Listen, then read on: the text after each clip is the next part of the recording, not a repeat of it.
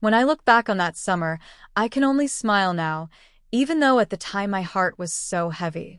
My name is Laura Mitchell, and for most of my adult life, I was the kind of person who carried the weight of everyone else's burdens. I was a wife, a mother of two grown kids, and the sort of sister who always said yes whenever family needed something. But by the time my nephew Ethan came to visit, I was running on empty. The story really begins in late spring. My husband, Daniel, had been working long hours at his new job. My daughter, Claire, was away at college, and my son, Michael, had recently moved across the country for work. The house that once rang with laughter and chatter now echoed with silence. I didn't know how lonely I had become until one evening, while folding laundry, I realized I was crying for no reason. My back ached constantly from stress, but what hurt more was the emptiness inside me. It was around that time my sister, Anna, called me. She lived in Chicago with her teenage son, Ethan. "Laura," she said one evening, "Ethan's been having a tough year. He's quiet, keeps to himself, and I thought maybe a change of scenery would help him. Would you mind if he stayed with you for the summer?" I hesitated at first. It had been years since I'd spent more than a weekend with Ethan. He was 16 now, caught in that strange stage between boy and man. I wasn't sure if I had the energy to host a teenager, but Anna sounded desperate. And deep down, maybe I needed someone around the house just as much as he needed to get away. So I said yes. When Ethan arrived, he was taller than I remembered, with a shy smile and eyes that seemed to carry secrets. He rolled his suitcase into the guest room and mumbled a quiet, "Thanks for letting me stay, Aunt Laura."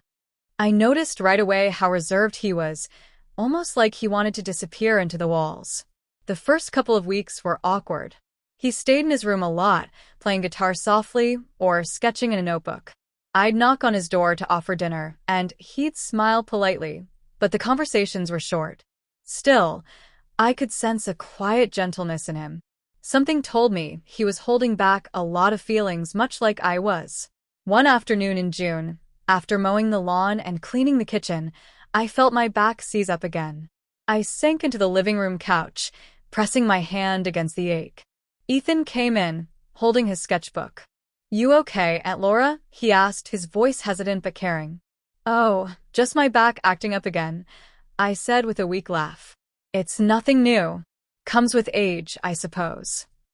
He set his sketchbook down and surprised me by saying, "At school, we had this wellness workshop.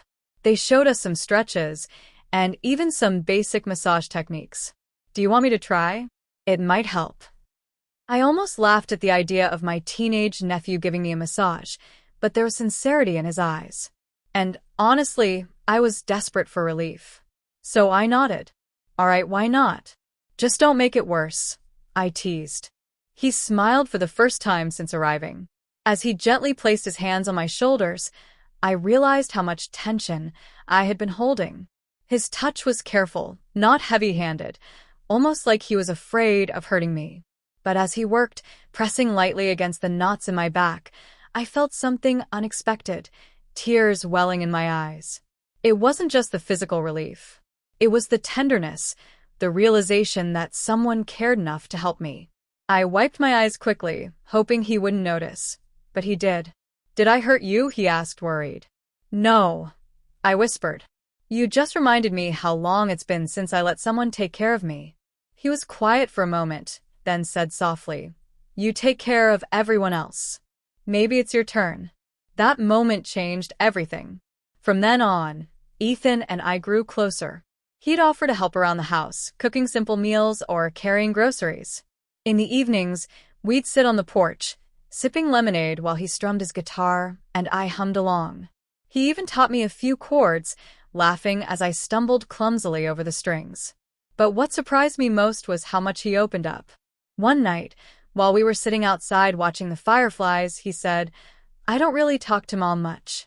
She's always busy with work, and when she's home, she's tired. I guess I just feel invisible sometimes." His words pierced me because they echoed my own feelings.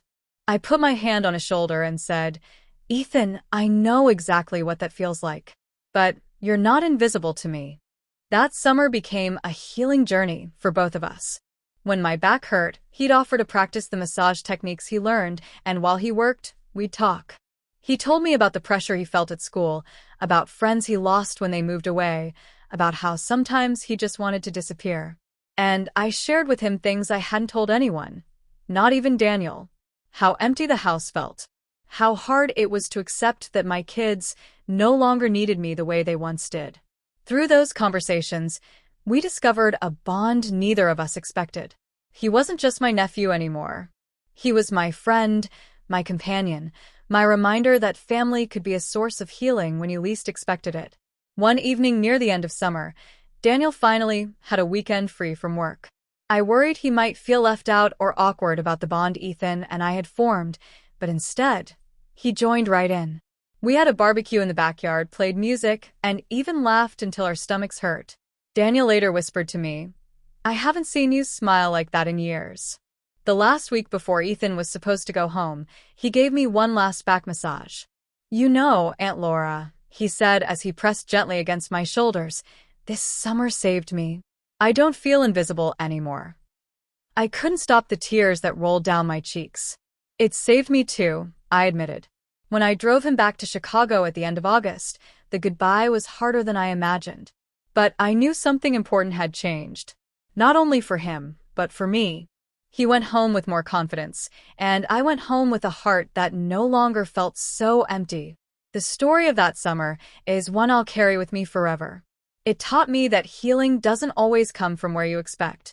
Sometimes, it comes from the quiet strength of a nephew's hands, from late-night conversations under the stars, from the reminder that even when we feel invisible, love has a way of finding us. And so, whenever my back aches now, I smile. Because I remember the summer when Ethan gave me more than relief from pain. He gave me back the hope I thought I had lost.